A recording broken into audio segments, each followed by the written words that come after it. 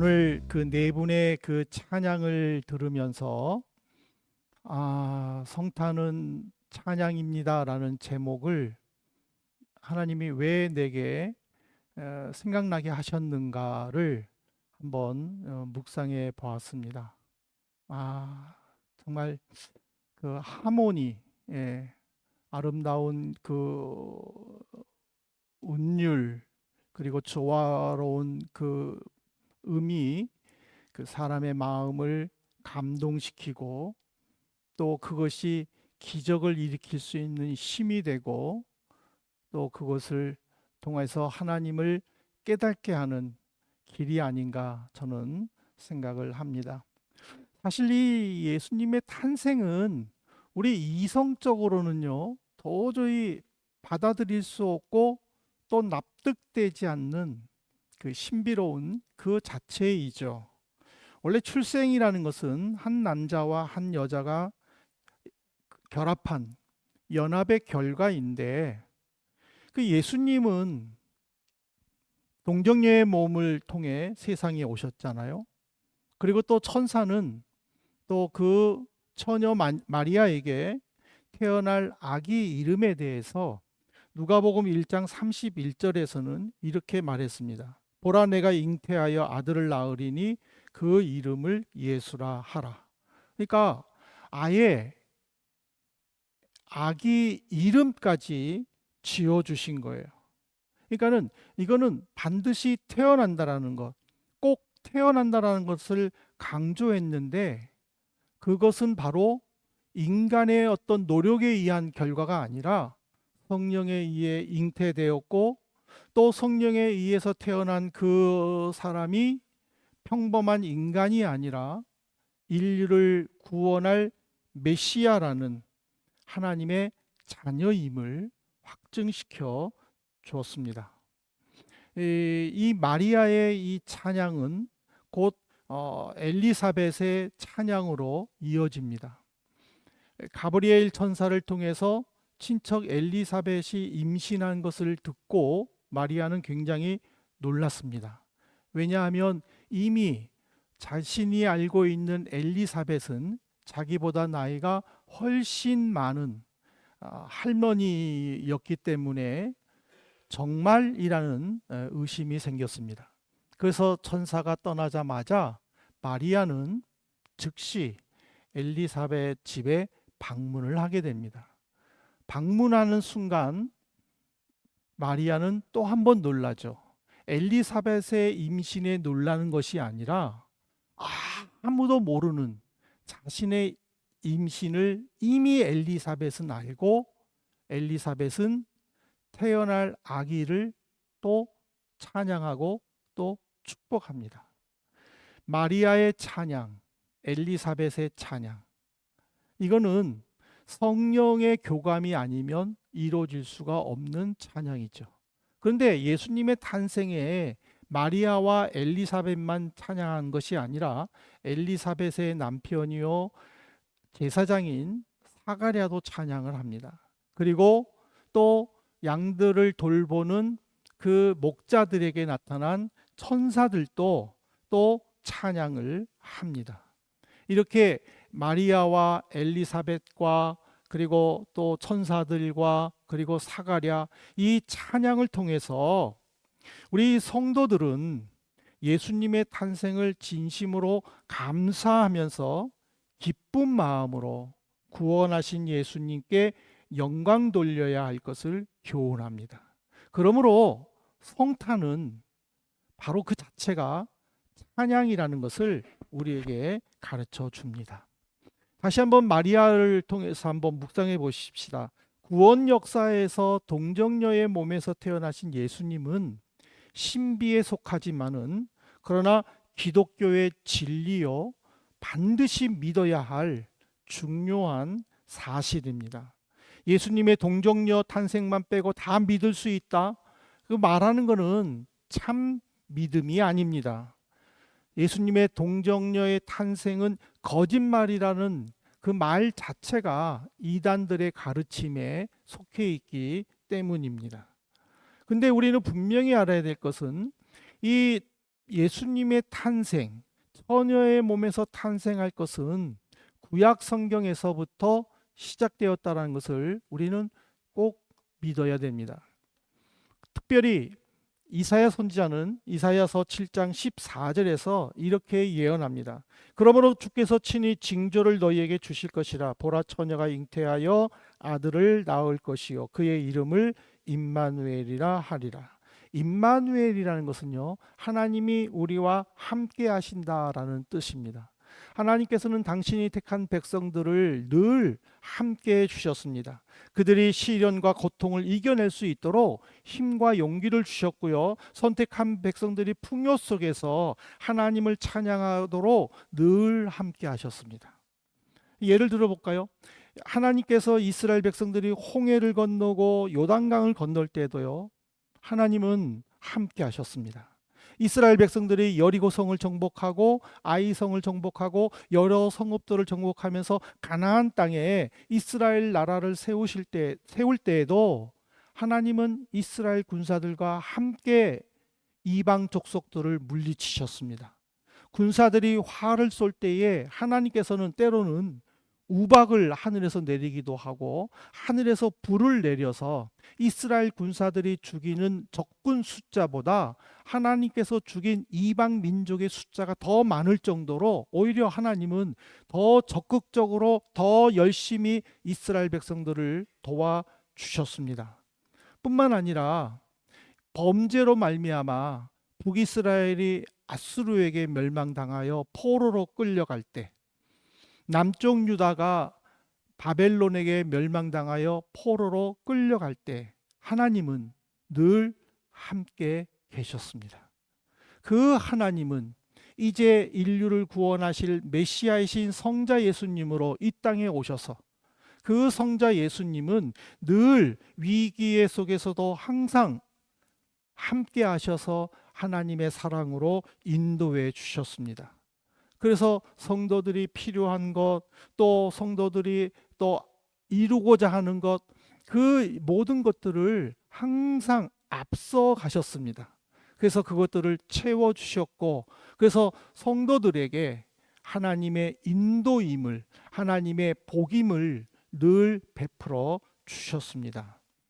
그러므로 우리는 이 성탄절 예배를 드리면서 무엇보다도 결단해야 되고 또 깊이 깨달아야 할 것은 나는 하나님을 찬양할 것이다. 나는 하나님과 함께 할 것이다 라는 그 믿음의 결단입니다. 그러면 왜 구원의 은혜를 받은 자들이 하나님을 찬양해야 되느냐? 두 가지로 살펴보도록 하겠습니다. 첫 번째로는 구원을 베풀어 주셨기 때문입니다. 사가랴는 아내 엘리사벳이 아이를 출산했다는 소식을 듣고 서판에다가 지금으로 말하면 칠판이겠죠. 칠판에다가 아이의 이름을 천사에게 들은 대로 요한이라고 적었습니다. 요한이라고 적는 순간 그는 입이 뚫렸습니다. 말을 할 수 있었습니다. 가브리엘 천사가 내 아내 엘리사벳이 아이를 낳을 것이다라는 그 말을 사가랴는 믿지를 않았습니다. 그래서 그걸로 인하여 아이가 태어날 때까지 말을 할 수 없었어요. 언어 장애를 가지고 10개월 동안을 지내야만 했었습니다. 얼마나 불편했겠습니까? 얼마나 힘들었겠습니까?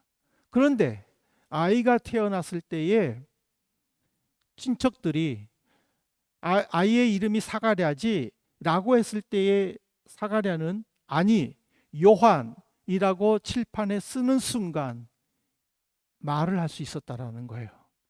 말을 할 수 있는 그 자유로움에 그가 제일 먼저 찬양하는 것이 누가복음 1장 68절부터 69절에 이런 내용이 담겨 있습니다. 찬송하리로다 주 이스라엘의 하나님이여 그 백성을 돌보사 속량하시며 우리를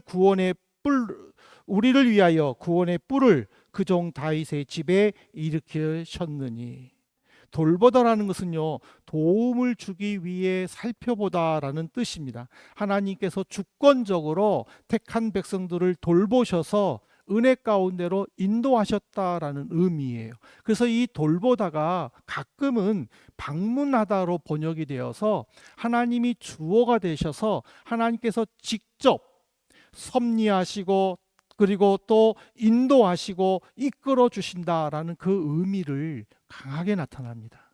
하나님이 우리를 방문해 주시면, 하나님이 우리를 신방해 주시면 우리가 앓고 있는 모든 것들, 우리가 안고 있는 모든 문제들, 이것들이 다 풀어지고 해결해진다라는 사실이에요. 그것을 누구를 통하여? 메시아이신 예수 그리스도를 통하여. 그래서 속량이라는 단어를 지금 사가랴는 찬양을 했습니다. 속량이라는 것은요, 이 법정 용어예요. 몸값을 지불하고 놓아주다라는 거예요. 어떤 특정인이 죄인의 죄값을 대신 지불해주고 그 사람을 풀어주는 것을 의미하는 거예요. 이것이 속량이에요.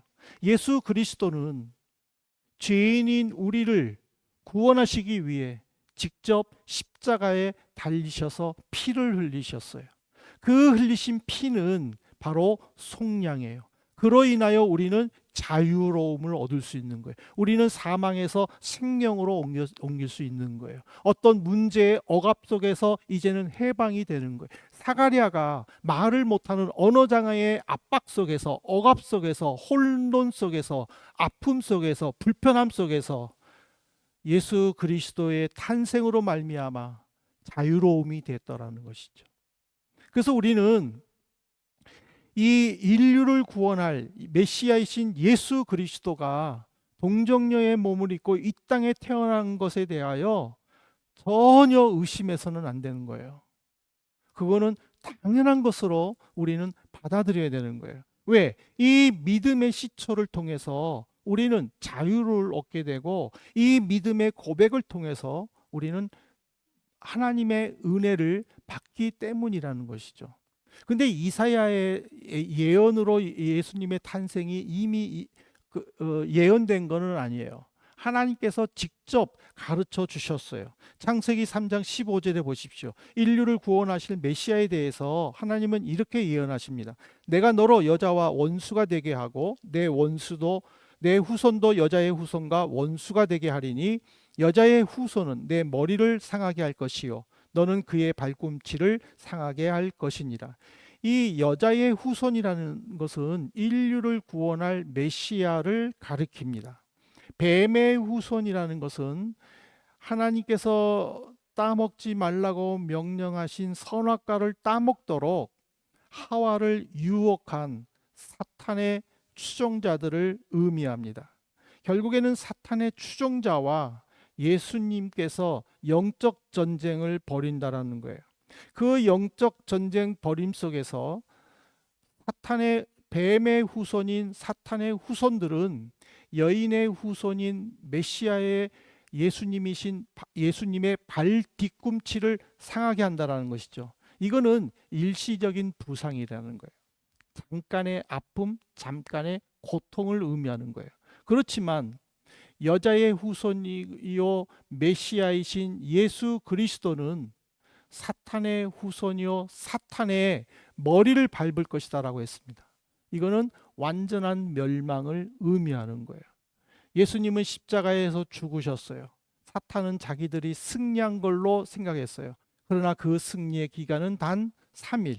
예수 그리스도의 부활로 말미암아 사탄은 완전히 멸망한다는 거예요. 지금도 사탄은 우리를 유혹을 해요. 지금도 하와를 유혹하듯이 우리를 유혹하지만은 그러나 우리는 그 유혹에 넘어가서는 안 된다는 것이죠. 왜냐하면 예수님이 승리하셨기 때문에 우리도 승리하심을 믿고 어떤 상황에서도 온전히 메시아이신 예수 그리스도를 묵상해야 된다는 사실이에요.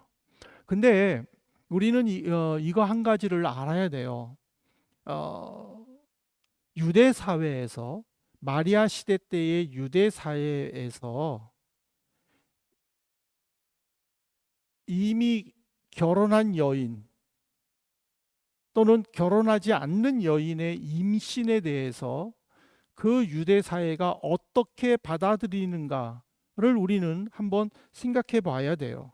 왜 그러냐면 마리아는 처녀로서 아이를 낳으면 자기가 어떤 결말을 맞이할 것이라는 것을 그는 분명히 알았다는 사실이에요. 그럼에도 불구하고 누가복음 1장 38절에 기록된 것을 보면은 이렇게 마리아가 고백해요. 마리아가 가로되 주의 여종이오니 말씀대로 내게 이루어지이다 하매 천사가 떠나가니라. 말씀대로 내게 이루어지이다. 그러면 이거는 유대 사회니까 유대 사회는 법이 있어요. 그 법은 하나님이 주신 율법이에요. 율법에는 과연 이 문제를 어떻게 다뤘는가를 우리는 먼저 살펴봐야 돼요. 신명기 22장 21절에서는요. 하나님이 직접 이스라엘 백성들에게 이렇게 말씀하십니다. 그 처녀를 그의 아버지 집 문에 끌어내고 그 성읍 사람들이 그를 돌로 쳐 죽일지니 이는 그가 그의 아버지 집에서 창기의 행동을 하여 이스라엘 중에서 악을 행하였습니다. 너는 이와 같이 하여 너희 가운데서 악을 제할지니라. 약혼한 여자이든 약혼하지 않는 여자든 순결을 지키지 못하는 여인에 대해서 성읍 사람들에 의해 공개적으로 처형하도록 명령하신 내용입니다. 마리아는 이미 요셉과 정혼한 사이입니다. 비록 같이 살지는 않지만은 정혼한 사이인 법적 부부예요. 거기에 요셉이 인정하지 못한 임신이라는 것은 결국 마리아의 죽음을 의미합니다. 그럼에도 불구하고 그가 이런 고백을 했다라는 것. 그럼에도 불구하고 엘리사벳의 찬양에 그가 답가를 했다라는 것은 이 일을 시작하신 하나님께서 어떤 상황에서도 이 일을 이루어 주실 것이라는 믿음을 보여준 것입니다. 이거는 오늘 우리가 성탄절 예배를 드리는 우리에게도 굉장히 필요합니다. 우리가 어떤 목표를 정했을 때에 비록 그것이 더디고 힘들더라도 그것을 이루어가는 과정이 너무 어려워서 포기하고 싶은 유혹이 있다 할지라도 우리가 어떤 하나님 앞에서 세운 목표가 있다면 결코 그 목표를 포기해서는 안 된다라는 거예요. 왜? 마리아는 자기의 죽음을 내어놓고 말씀에 순종했다는 거잖아요. 말씀에 순종했잖아요. 마리아는 목숨을 내걸고 순종한 거예요. 그러면 우리도 내 목숨을 내걸고 어떤 일을 순종할 때에 하나님은 그 일을 이루어 주신다라는 거예요. 힘들어도 단 한 조각 남은 심장이라도 그것을 부여잡고 하나님을 향해 가는 그 모습을 주님은 기뻐하신다라는 거예요.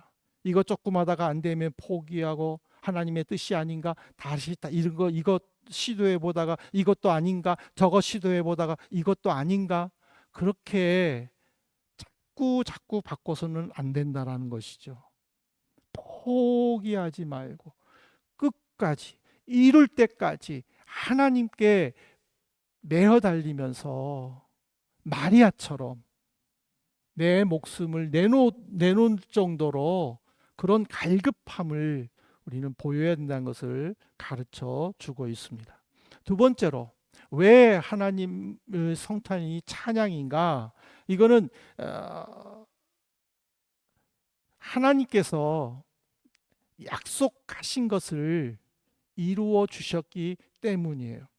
사가랴 찬양은요 67절부터 80절까지 나와요. 근데 그 전반부인 67절부터 75절까지는 메시아의 구원의 찬양인데 아브라함 때부터 이어져 내려오는 하나님의 약속이 성취되었음을 찬양하는 거예요. 그리고 76절부터 80절까지는 이제 자기 아들이 그 예수 그리스도이신 메시아를 통하여 이 사역할 구원, 회복, 자비, 용서 이런 것들을 이루어 주실 것을 찬양하는 내용이에요. 근데 그 찬양 속에서 누가복음 1장 72절부터 73절은 사가랴가 하나님께 이렇게 찬양합니다. 우리 조상을 긍휼히 여기시며 그 거룩한 언약을 기억하셨으니 곧 우리 조상 아브라함에게 하신 맹세라. 이 아브라함에게 하신 맹세라는 것은요, 창세기 22장 16절부터 18절을 의미합니다. 이르시되 여호와께서 이르시기를 내가 나를 가리켜 맹세하노니 네가 이같이 행하여 내 아들 내 독자도 아끼지 아니하였은즉 내가 네게 큰 복을 주고 내 씨가 크게 번성하여 하늘의 별과 같고 바닷가의 모래와 같게 하리니 내 씨가 그 대적의 성문을 차지하리라. 또 내 씨로 말미암아 천하 만민이 복을 받으리니 이는 네가 나의 말을 준행하였음이니라 하셨다 하니라. 아브라함의 후손인 이스라엘이 크게 번성하여 세상을 다스릴 것. 더 넓은 의미로는 아브라함의 후손들을 통하여 하나님을 모르는 이방 민족들과 열방과 족속들이 하나님을 알며 찬양할 것을, 그리고 그 중심에는 메시아이신 예수 그리스도를 통해 온 백성이 찬양할 것을 지금 사가랴는 아브라함부터 이어져 내려온 하나님의 약속의 성취를 찬양했다라는 사실입니다. 하나님의 약속은 마리아의 몸을 입고 이 땅에 오신 예수 그리스도를 통하여 성취되었습니다. 이제 우리는 그 하나님의 약속의 성취를 바라보면서 우리는 하나님을 찬양해야 합니다. 예수 그리스도를 찬양하며 베풀어 주시는 구원의 은혜에 우리는 즐거워해야 합니다. 이제는 그 찬양 속에서 모든 열방과 족속들이 주께서 예비해 주신 구원 열차를 우리는 올라타야 됩니다. 우리는 그 구원 열차 속에서 하나님을 향해, 천국을 향해 우리는 올라가야 됩니다. 이 분명한 목표를 결정하고 신앙생활할 때 우리는 늘 예수님을 찬양할 수 있습니다. 예수님의 탄생이 나로 인하여 이루어질 그 하나님의 뜻을 우리는 기뻐할 수 있다라는 사실입니다. 이제 말씀을 맺겠습니다. 사랑하는 성도 여러분, 예수 그리스도의 탄생은요, 하나님께서 직접 우리에게 오셔서 구체적인 사랑을 보여주셨지만은, 근데 그럼에도 불구하고요, 우리는 정말 이해가 되지 않는 심오한 진리입니다.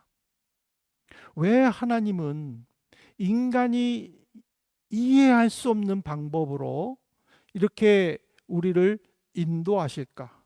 여러분들 그거 한번 생각해 보셨습니까? 왜 그냥 내가 좀 이해할 수